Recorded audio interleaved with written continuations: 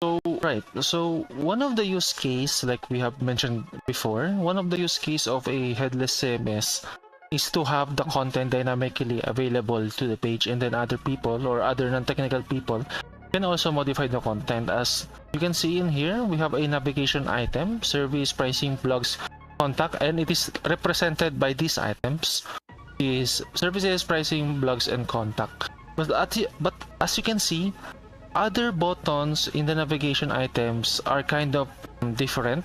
For example, in here in services, as you can see, we have a drop-down list, and then in pricing, blogs, contact, you can see we have buttons. So you can also achieve this with a headless CMS space. So you can modify the style of an button or a div with the usage of the sanity or the configuration inside these items. So as you can see in here, we have a featured button as a drop-down variant, and we have a featured button. So that featured button is actually this one. So as you can see in here, the drop-down is a featured button.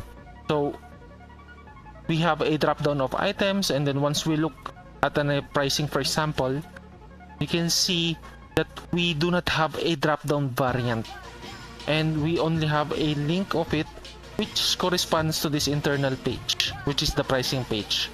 So once we do, like for example, once we create a featured button, you can see that we are now enabled to have more to have the drop-down items like the services item in here.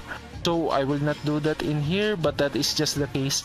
And actually this drop-down variant can be anything, or can be any code that you are going to be coding in, because I have developed this drop-down variant to have this logic where I can just select for standard list, featured button.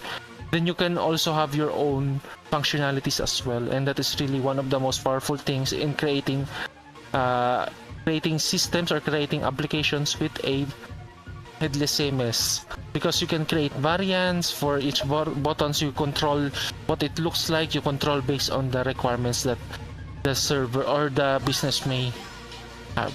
So yeah, I think that's pretty much it. Thank you.